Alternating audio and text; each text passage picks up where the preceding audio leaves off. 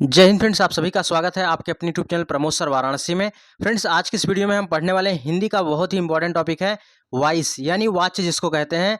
और यहाँ से हर बार प्रश्न बनता है, यूपी ट्रिपल एससी का ट्रेंडिंग टॉपिक है, तो इसको आप स्किप नहीं कर सकते हैं। तो बिल्कुल टॉपिक वाइज हिंदी को कवर करेंगे और इसका हमने अलग से प्लेलिस्ट बना दिया, प्लेलिस्ट में जाकर 1 बाय 1 करके देख सकते हैं। और देखिए, टॉपिक वाइज जब आप पढ़ेंगे तो आपका एक भी क्वेश्चन नहीं छूटेगा। तो बिल्कुल टॉपिक वाइज हम पढ़ाएंगे और आप लोग बिल्कुल एकदम निश्चिंत रहिए, आपका 30 में 30 स्कोर आएगा।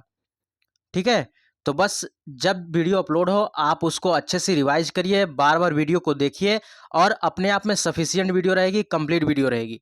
यानी अगर इतना आप देख लेते हैं तो आपको इसके बाहर कहीं नहीं पढ़ना पड़ेगा, कहीं नहीं भटकना पड़ेगा, बस इसी को आप बार बार रिवाइज करिएगा। तो चलिए स्टार्ट करते हैं वीडियो को। यहाँ पर क्या क्या फीचर आपको मिलने वाले हैं, क्या क्या चीज़ें इस वीडियो में मिलेंगी। सबसे पहले आपको वाच की परिभाषा मिलेगी, क्योंकि यहाँ से भी प्रश्न पूछा जाता है वाच कितने प्रकार के होते हैं। लास्ट में हमने एमसीक्यू टाइप में क्वेश्चन भी रखा है और क्वेश्चन वही रखा है जो प्रीवियस ईयर एग्जाम में पूछे गए हैं। तो चलिए स्टार्ट करते हैं वीडियो को। तो सबसे पहले देखिए, वाच्य की बात आती है तो वाच्य किसे कहते हैं। वाच्य को अंग्रेजी में बात करें तो वाच्य को अंग्रेजी में वॉइस कहा जाता है। हम लोग एक्टिव वॉइस, पैसिव वॉइस बहुत पढ़े हैं, तो वाच्य किसको कहा जाता है, वॉइस को ही कहा जाता है। ये भी पूछा जा सकता है कि वाच्य को अंग्रेजी में क्या कहा जाता है, तो वाच्य को वॉइस कहा जाता है। अब वाच्य की परिभाषा देख लेते हैं, क्योंकि यूपी ट्रिपल एससी थोड़ा सा परिभाषा को भी पूछता है, इसको भी ध्यान में रखते हुए हम सब कुछ यहाँ पर कवर करेंगे। तो क्रिया के जिस रूप से यह पता चले कि वाक्य में कर्ता, कर्म तथा भाव में किसकी प्रधानता है, उसे वाच्य कहते हैं। यानी क्रिया का ऐसा रूप जिससे यह पता चले कि उसमें कर्ता, कर्म तथा भाव में किसकी प्रधानता है, यानी कर्ता की प्रधानता है कि कर्म की प्रधानता है कि भाव की प्रधानता है, किसकी प्रधानता है। तो किसकी प्रधानता यानी जिसकी प्रधानता रहेगी उसी के बारे में यह रिप्रेजेंट करेगा, उसी को हम बोलते हैं वाच्य। ठीक है, दूसरे शब्दों में और हम क्या कह सकते हैं, दूसरे शब्दों में हम ये भी कह सकते हैं कि जब वाक्य में कर्ता, कर्म तथा भाव के अनुसार क्रिया के लिंग, वचन, पुरुष का होना पाया जाए, उसे हम वाच्य कहते हैं। आशा करता हूँ परिभाषा आपको समझ में आ गई होगी। वीडियो में आगे बढ़ने से पहले बता दें फ्रेंड्स, एक एग्जाम्पल के माध्यम से सबसे पहले आपको बता दें कि सब्जेक्ट, ऑब्जेक्ट और वर्ब में कोई कंफ्यूजन ना हो। तो सबसे पहले इसी को हम बता देते हैं, क्योंकि आगे इसी पर वीडियो वेस्ट रहेगी। तो जैसे यहाँ पर कर्ता, कर्म, ऑब्जेक्ट कैसे पहचानेंगे, जैसे एक एग्जाम्पल ले लेते हैं, राम। ठीक है, राम ने राम ने केला खाया। ठीक है, राम ने केला खाया। अब यहाँ पर पहचानना है कैसे, कौन सा सब्जेक्ट है, कौन सा ऑब्जेक्ट है, कौन यहाँ पर वर्ब है। तो सब्जेक्ट जो यहाँ पर क्या हो गया, राम, यानी कार्य को करने वाला ये सब्जेक्ट हो जाता है। सब्जेक्ट आपका राम हो गया। भैया ने क्या है, थोड़ा सा बदल लेते हैं। यहाँ पर ने क्या है, ने आपका परसर्ग है। क्या है भैया, ने परसर्ग है। और परसर्ग कितने होते हैं, परसर्ग 8 होते हैं। आपने पढ़ा होगा कि कारक को ही परसर्ग कहा जाता है। तो कर्ता ने कर्म को करण से संप्रदान के लिए अपादान से होता है ना, तो कारक के कुल 8 भेद होते हैं। तो ने क्या है, ने यहाँ पर परसर्ग है, कर्ता ने। ठीक है, केला क्या है, केला यहाँ पर ऑब्जेक्ट है। क्या है भैया, ऑब्जेक्ट है। और खाया क्या है, वर्ब है। आशा करता हूँ समझ में आ गया होगा। ठीक है, तो यानी राम ने केला खाया तो राम सब्जेक्ट हो गया। ठीक है, राम सब्जेक्ट हो गया और ने क्या हो गया, ने परसर्ग हो गया। और यहाँ पर केला क्या हो गया, केला ऑब्जेक्ट हो गया, केला ऑब्जेक्ट हो गया। और खाना पीना ये सब क्या होता है, ये आपके वर्ब होते हैं, यानी क्रिया है। ठीक है, वर्ब है। तो यहाँ पर देखिए कई बार ये भी पूछता है इसमें ने क्या है, तो ने परसर्ग होता है। तो कार्य करने वाला जो होता है सब्जेक्ट होता है। और प्रश्न पूछिए, अगर कर्ता से प्रश्न पूछेंगे कि राम ने क्या खाया, तो पता चल जाएगा, ऑब्जेक्ट आपको पता चल जाएगा। राम ने क्या खाया, राम ने केला खाया, तो केला क्या हो गया, ऑब्जेक्ट हो गया। यानी प्रश्न पूछेंगे कर्ता से तो ऑब्जेक्ट आपको पता चल जाएगा। तो 3-4 चीज़ें थी यहाँ पर, इसको आप अच्छे से देख लीजिए, बार बार काफ़ी मिलता है हिंदी में, तो ताकि कोई कन्फ्यूजन ना हो। चलिए अब आगे चलते हैं। यहाँ पर हिंदी में वाच्य कितने भेद होते हैं, वाच्य के कितने भेद होते हैं। तो हिंदी में वाच्य के 3 भेद होते हैं। कौन कौन से, कृतवाच्य, कर्मवाच्य और भाववाच्य। तो ये भी प्रश्न पूछता है कि हिंदी में वाच्य के कितने भेद होते हैं। हिंदी में वाच्य के 3 भेद होते हैं। इसको भी याद रखिएगा, एमसीक्यू टाइप में क्वेश्चन डायरेक्ट पूछा जाता है।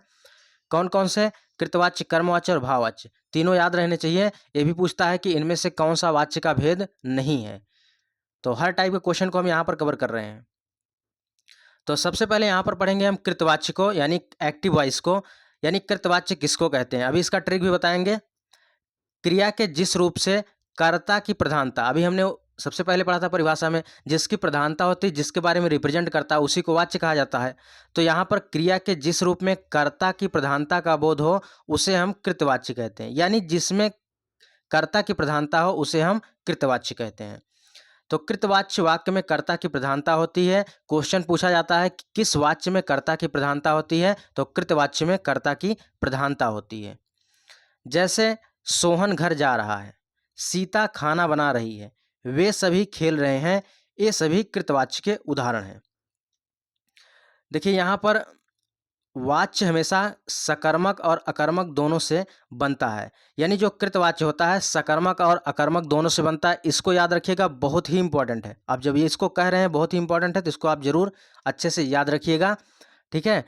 तो पूछता है कि किस वाच्य को सकर्मक और अकर्मक दोनों से बनाया जा सकता है, तो यह कृतवाच्य को सकर्मक और अकर्मक दोनों से बनाया जा सकता है। अब इसको ट्रिक के माध्यम से भी देख सकते हैं। ट्रिक क्या है कि जिस वाक्य में कर्ता स्टार्टिंग में आ जाए वह कृतवाच्य होता है, ठीक है। जैसे सोहन घर जा रहा है तो सोहन कर्ता है, तो कर्ता सबसे पहले आ गया। सीता खाना बना रही है, सीता कर्ता है, यहाँ पर सीता पहले आ गई। वे सभी खेल रहे हैं, तो इस प्रकार आप पहचान जाएंगे, अगर कर्ता सबसे पहले आए तो आपका कृतवाच्य होता है। चलिए अब यहाँ चलते हैं कर्मवाच्य में। कर्मवाच्य किसको कहते हैं, बस उसके अलावा कुछ नहीं पढ़ना है। कृतवाच्य आपका कंप्लीट हो गया, उसके अलावा कुछ नहीं पढ़ना है।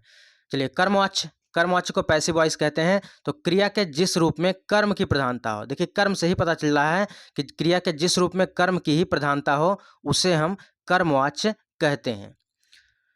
अब कर्मवाच्य का उदाहरण क्या होता है, कर्मवाच्य में क्या होता है, पहचानेंगे कैसे। कर्मवाच्य में कर्मवाच्य जो होता है केवल और केवल सकर्मक क्रिया से बनता है। याद रखिएगा, इंपॉर्टेंट है। कौन सा वाच्य केवल सकर्मक क्रिया से बनता है, तो कर्मवाच्य केवल सकर्मक क्रिया से बनता है और कर्ता के बाद से या के द्वारा का प्रयोग किया जाता है। ये ट्रिक है, कर्ता के बाद से या के द्वारा का प्रयोग किया जाता है। से या के द्वारा का प्रयोग कर्ता के बाद किया जाता है। दोनों चीज याद रखिएगा, कर्मवाच्य सकर्मक क्रिया से बनता है और कृतवाच्य सकर्मक और अकर्मक दोनों क्रियाओं से बनता है। और यहाँ पर देखिए और क्या होता है, कर्ता के बाद जो है से या द्वारा का प्रयोग होता है। अब देखिए पहला एग्जाम्पल है, राम के द्वारा पुस्तक पढ़ी गई, यानी किसी के द्वारा जब कोई काम होता है तो वह कर्मवाच्य में आता है। राम के द्वारा पुस्तक पढ़ी गई, तो यानी कर्ता के बाद क्या आया, के द्वारा आया है ना, तो के द्वारा जब आए तो आपका कर्मवाच्य होता है, यानी किसी के द्वारा कोई काम हो तो कर्मवाच्य होता है। राम के द्वारा पुस्तक पढ़ी गई, यानी राम के द्वारा कार्य हुआ है। राम के द्वारा पुस्तक पढ़ी गई, यानी यहाँ पर कर्मवाच्य हो गया। सीता से गीत गाया नहीं, सीता से गीत नहीं गाया गया, ठीक है। तो हमने बताया केवल सकर्मक क्रिया से ही बनता है। कर्मवाच्य केवल और केवल सकर्मक क्रिया से बनता है, यानी इसमें कर्म रहना चाहिए, यानी कर्मवाच्य में कर्म रहना चाहिए तभी यह बनेगा, ठीक है। सीता से क्या नहीं गाया जाता, सीता से गीत नहीं गाया जाता, गीत नहीं गाया जाता है, ठीक है। तो इसको याद रखिएगा, यानी प्रश्न पूछने के बाद उत्तर मिल जाए तो सकर्मक, अगर प्रश्न पूछने के बाद उत्तर ना मिले तो अकर्मक होती है। बस ऐसे ही इसको ट्रिक पहचानने का यही है। चलिए आगे चलते हैं, भाववाच्य। भाववाच्य किसे कहते हैं, तो भैया क्रिया के जिस रूप से कर्ता तथा कर्म के स्थान पर भाव की प्रधानता, यानी क्या होगा, क्रिया के जिस रूप में कर्ता तथा कर्म के स्थान पर भाव की प्रधानता होगी वह वहाँ पर भाववाच्य हो जाएगा। यानी इसमें अगर बात करें ना, तो इसमें क्या होता है कि इसमें कार्य करने की क्षमता होती ही नहीं, यानी इसमें कोई व्यक्ति काम नहीं कर पाता है, ठीक है। इसको याद रखिएगा, भाववाच्य अकर्मक क्रिया से बनता है। इसको याद रखिएगा, भाववाच्य जो है हमेशा अकर्मक क्रिया से बनता है, इसमें कर्म नहीं होता है, यानी प्रश्न पूछने के बाद उत्तर नहीं मिलेगा। अगर देखिए प्रश्न पूछने के बाद उत्तर मिल जाए तो सकर्मक, अगर उत्तर ना मिले तो अकर्मक। जैसे राम केला खाता है, ठीक है, तो राम क्या खाता है, केला खाता है, तो भैया ये उत्तर मिल गया, तो उत्तर मिल गया तो ये सकर्मक हो गया। अगर उत्तर नहीं मिलता तो ये अकर्मक हो, जैसे राम हंसा, क्या हंसा, किसको हंसा, उत्तर मिला, कुछ नहीं मिला, तो इसकी वजह से यह अकर्मक हो जाए। राम हंसा ये अकर्मक है, लेकिन राम ने केला खाया तो ये सकर्मक है। चलिए यहाँ से एग्जाम्पल के माध्यम से समझते हैं, जिसमें कार्य करने की क्षमता नहीं होती उसे भाववाच्य कहते हैं। राम से केला नहीं राम से खेला नहीं जाता, ठीक है, राम से खेला नहीं जाता है, तो यहाँ पर क्या है, यहाँ पर इसके अंदर क्षमता नहीं है, तो इसके वजह से भाववाच्य हो जाएगा। सीता से खेला नहीं जाता, ये भी यहाँ पर भाववाच्य हो जाएगा। लड़कों से खेला नहीं जाता, इसमें भी भाववाच्य हो जाएगा। लड़कों से क्या नहीं किया जाता है, लड़कों से खेला नहीं जाता है, ठीक है, तो यहाँ पर भाववाच्य हो जाएगा। यानी यहाँ पर जिसमें कार्य करने की क्षमता नहीं होती उसे हम भाववाच्य कहते हैं। चलिए यहाँ पर अब देखिए, जितना प्रीवियस ईयर एग्जाम में पूछे गए प्रश्न हैं सबको कवर करेंगे ताकि आपको विश्वास हो जाए कि यानी हमारा टॉपिक कंप्लीट हो गया, इससे बाहर कोई क्वेश्चन अब गलत नहीं होगा। चलिए एक बार इसका हम क्विक रिवीजन कर लेते हैं ताकि इसी वीडियो में हमारा कंप्लीट हो जाए, ठीक है। चलिए यहाँ पर देखिए, बात करें अगर वाच्य की, वाच्य किसे कहते हैं, वाच्य किसे कहते हैं, क्रिया के जिस रूप से यह पता चले कि वाक्य में कर्ता, कर्म अथवा भाव में से किसकी प्रधानता है उसे हम वाच्य कहते हैं, ठीक है। क्या कहते हैं, वाच्य कहते हैं। वाच्य के कितने भेद होते हैं, वाच्य के 3 भेद होते हैं, कृतवाच्य, कर्मवाच्य और भाववाच्य। याद रखिएगा, कृतवाच्य क्या होता है, इसमें कर्ता की प्रधानता होती है, यानी कर्ता सबसे पहले होता है, वह कृतवाच्य होता है। जैसे सोहन घर जा रहा है, कृतवाच्य सकर्मक और अकर्मक दोनों से बनता है। कर्मवाच्य में क्या होता है, कर्मवाच्य में किसी के द्वारा कोई काम होता है, जैसे राम के द्वारा पुस्तक पढ़ी गई, लेख लिखा गया, यानी किसी के द्वारा लिखा गया, ये आपके कर्मवाच्य हो जाते हैं। कर्मवाच्य जो होता है हमेशा सकर्मक क्रिया से बनता है और कर्ता के बाद से या के द्वारा का प्रयोग किया जाता है। भाववाच्य में क्या होता है, भाववाच्य में होता है कि यहाँ पर कार्य करने की क्षमता नहीं होती है, जैसे चिड़िया से उड़ा नहीं जाता है, राम से खेला नहीं जाता है, ये आपके भाववाच्य हो गए। भाववाच्य हमेशा अकर्मक क्रिया से बनती है। चलिए अब एग्जाम्पल के माध्यम से यहाँ पर समझते हैं। देखिए सब वही क्वेश्चन हमने ले लिया है जो प्रीवियस एग्जाम में पूछे गए हैं, ठीक है, ताकि आपको कोई डाउट भी ना हो। देखिए पहला क्वेश्चन पूछा गया, राम आम खाता है, वाच्य का कौन सा रूप है। तो वाक्य का कौन सा रूप है, वाच्य का कौन सा रूप है। वाच्य के 3 भेद होते हैं, कृतवाच्य, कर्मवाच्य, भाववाच्य। तो कर्ता जिसमें पहले होता है वो आपका कृतवाच्य होता है, तो राम पहले आया है तो यहाँ पे क्या हो जाएगा, कृतवाच्य हो जाएगा, ऑप्शन नंबर डी हो जाएगा। चलिए आशा करता हूँ समझ में आ गया होगा। यहाँ पर देखिए व्यायाम प्रशिक्षक में पूछा गया प्रश्न है, सभी क्वेश्चन जो है हमने ले लिया है जो प्रीवियस एग्जाम में पूछे गए हैं यूपी ट्रिपल एससी के। जिस वाक्य में कर्ता की प्रधानता होती है, लिंग वचन प्रायः कर्ता के अनुसार होते हैं, वे क्या होते हैं, वे आपके कृतवाच्य होते हैं। जिसमें कर्ता की प्रधानता हमने बताया ना, कर्ता की प्रधानता हो तो कृतवाच्य, कर्म की प्रधानता हो तो कर्मवाच्य, भाव की प्रधानता हो तो भाववाच्य हो जाएगा। चलिए दूसरा यहाँ पर तीसरा प्रश्न है, तीसरा है कल शायद कोई छूट रहा है क्या यहाँ पर। चलिए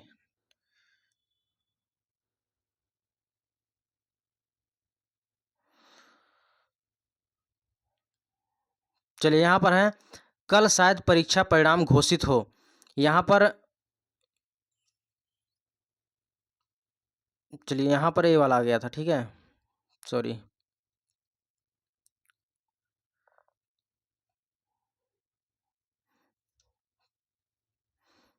चलिए यहाँ पर देखिए 311 नंबर का है, निम्नलिखित में से कौन सा कृतवाच्य का वाक्य है बताइए। तुलसीदास ने रामचरितमानस लिखा, यानी यहाँ पर देखिए राम द्वारा रावण को मारा गया, आज टहलने चला जाए, छात्रों द्वारा फुटबॉल खेली जाती है। तो भैया एकदम सिंपल बता दें, यहाँ पर तुलसीदास ने रामचरितमानस लिखी, तो पहला वाला ऑप्शन बिल्कुल सही हो जाएगा, कर्ता पहले आया हुआ है। कृतवाच्य इसमें नहीं है, कौन सा भैया कृतवाच्य नहीं है, तो कृतवाच्य हमने बताया था, कृतवाच्य कौन सा नहीं है देखिए। तो पहला कह रहा है विनय से खेला नहीं जाता है, रोशनी फल नहीं बेचती है, मैं काम नहीं करता, राम कपड़े सिलता है। तो यहाँ पर भैया कृतवाच्य को नहीं दर्शाता है, भैया कृतवाच्य को ध्यान से पढ़िएगा, कृतवाच्य को नहीं दर्शाता है। विनय से चला नहीं जाता है, यही आपका कृतवाच्य नहीं है, ये क्या है, भाववाच्य है, क्योंकि इसमें भाव की प्रधानता है। जिसमें कार्य करने की क्षमता नहीं हो उसे हम भाववाच्य कहते हैं। जैसे विनय से क्या नहीं चला जाता, क्या नहीं जाता, चला नहीं जाता, क्या नहीं चला जाता, भैया क्या नहीं चला जाता, कुछ पता चल रहा है, ठीक है, तो इसके वजह से यहाँ पर भाववाच्य हो जाएगा, तो ऑप्शन नंबर ए बिल्कुल सही हो जाएगा। अब चलिए कर्मवाच्य पे देखिए, यूपी कांस्टेबल में पूछा गया प्रश्न है, कर्मवाच्य क्या है, आम खाया जाता है, यानी किसी के द्वारा खाया जाता है ना, किसी के द्वारा खाया जाता है, तो यहाँ पर कर्मवाच्य हो जाएगा, आम खाया जाता है, किसी के द्वारा खाया जाता है। चलिए अगला क्वेश्चन है, जिस वाक्य में कर्म के अनुसार क्रिया में परिवर्तन होता है, भैया कर्म के अनुसार परिवर्तन हो तो कर्मवाच्य होगा। देखिए वीडियो में प्रश्न पूछा गया था, वीडियो में पूछा गया प्रश्न है, कर्मवाच्य में प्रधानता होती है भाई, कर्मवाच्य में कर्म की प्रधानता होगी, ठीक है, ऑप्शन नंबर डी हो जाएगा, क्या होगी, कर्मवाच्य में कर्म की प्रधानता होगी। नेक्स्ट है देखिए यहाँ पर 315 हो गया, 316 नंबर, यानी राम से पत्र लिखे गए, किस वाच्य का उदाहरण है, यानी यहाँ पर कर्मवाच्य का ही उदाहरण, किसी के द्वारा कोई काम होता है। कर्मवाच्य का उदाहरण इनमें से कौन सा है? देखिए इलाहाबाद हाईकोर्ट में पूछा गया प्रश्न है, कर्मवाच्य का उदाहरण पूछ रहा है। तो यहाँ पर शीला से पढ़ा भी नहीं जाता, शीला से हंसा भी नहीं जाता, शीला से चला भी नहीं जाता, शीला से हिला भी नहीं जाता। तो यहाँ पर आप हो जाएंगे कंफ्यूज, लेकिन इसीलिए हमने सबसे पहले बता दिया था क्या क्या चीज़ें होती हैं। ठीक है, कर्मवाच्य इसमें हमेशा सकर्मक क्रिया होना जरूरी होता है। कर्मवाच्य में सकर्मक क्रिया होना जरूरी होता है। शीला से हंसा नहीं जाता, क्या नहीं हंसा जाता है? ठीक है, उत्तर मिल रहा है? तो नहीं मिल रहा है। शीला से चला भी नहीं जाता, इसमें उत्तर मिल रहा है? नहीं मिलता है उत्तर। ठीक है, शीला से हिला भी नहीं जाता, इसमें उत्तर नहीं मिल रहा है। लेकिन शीला से पढ़ा भी नहीं जाता, शीला से क्या नहीं किया जाता है? पढ़ा नहीं जाता है। ठीक है, तो उत्तर मिल गया। तो यानी यहाँ पर सकर्मक क्रिया है, तो सकर्मक क्रिया है तो यानी यहाँ पर कर्मवाच्य होगा। कर्मवाच्य में हमेशा सकर्मक क्रिया होती है, यानी कर्म की प्रधानता होती है। ऑप्शन नंबर ए बिल्कुल सही है। चलिए यहाँ पर अब आगे बढ़ते हैं भाववाच्य। ठीक है, भाववाच्य यहाँ पर देख लेते हैं। भाववाच्य में क्या होता है? भाव की प्रधानता होती है, इसमें कार्य करने की क्षमता नहीं होती है। कह रहा है कि उससे बैठा नहीं जाता है, राम से खाया नहीं जाता। तो सिंपल सी ये दोनों एग्जाम्पल किसके हैं? भाववाच्य के हैं। तो फर्स्ट एंड सेकंड है। राम पत्र लिखता है, सीता पुस्तक पढ़ती है, तो ये तो आपका कृतवाच्य हो जाएगा। चलिए यहाँ पर भाववाच्य क्रिया किस में होती है? भाववाच्य की क्रिया सदैव एक वचन में होती है, इसको भी याद रखिएगा। भाववाच्य की क्रिया जो होती है सदैव एक वचन में होती है। और ये भी याद रखिएगा भाववाच्य हमेशा अकर्मक क्रिया से ही बनता है। याद रखिएगा भाववाच्य हमेशा अकर्मक क्रिया से ही बनता है। चलिए एक क्वेश्चन पूछा गया भाववाच्य का उदाहरण कौन सा है? तो अब चला जाए, क्या चला जाए? प्रश्न का उत्तर नहीं मिल रहा है। ठीक है, यानी इसमें कर्म की प्रधानता नहीं, इसमें भाव की प्रधानता है, यानी ये भी आपका सही है। शीला से खाया नहीं जाता, इसमें भी देखिए दोनों यहाँ पर ए एंड डी दोनों यहाँ पर सही हैं। तो इसमें शायद स्टार मिला हुआ था सबको नंबर, देखिए यहाँ पर भी बताया गया है ए एंड डी दोनों सही है। चलिए आगे चलते हैं। यहाँ पर भाववाच्य सदैव अकर्मक क्रिया होती है। इलाहाबाद हाई कोर्ट में पूछा गया था भाववाच्य का उदाहरण बताइए। तो अब चला जाए, ठीक है, भाववाच्य हो जाएगा। मुझसे खड़ा भी नहीं हुआ जाता, तो भैया इसमें सामर्थ्य नहीं है, यानी जिसके अंदर कोई क्षमता नहीं होती उसको हम भाववाच्य कहते हैं। तो यानी यहाँ पर भाववाच्य हो जाएगा। अगला क्वेश्चन है, निम्न में भाववाच्य को आपको बताना है, भाववाच्य कौन सा है? मोहन से बैठा नहीं जाता है, तो भाववाच्य हो जाएगा। चलिए अगला है, कौन सा वाच्य को दर्शाता है? कौन सा भाववाच्य को दर्शाता है? तो यहाँ पर मुझसे खाया नहीं जाता, यहाँ पर भाववाच्य हो जाएगा। चलिए कुछ प्रश्न और है, उसको देख लीजिए ताकि यहाँ से आपका क्लियर हो जाए। भाववाच्य छाटिए, यानी तोते से उड़ा नहीं जाता, ये भी आपका भाववाच्य है क्योंकि इसके अंदर क्षमता नहीं है। कौन सा वाक्य भाववाच्य का उदाहरण है? तो राम से चला नहीं जाता, ये भी भाववाच्य का उदाहरण है। और यहाँ पर देखिए नेक्स्ट है, भाववाच्य का उदाहरण कौन सा है? तो धूप में चला नहीं जाता। अब आपको समझ में आ गया होगा, कोई क्वेश्चन अब गलत नहीं होगा। ठीक है, लास्ट प्रश्न था। अब इसका ऑल एंड ओवर देखा जाए तो एक बार इसका हम लास्ट में क्विक रिवीजन एक बार करवा दे रहे हैं।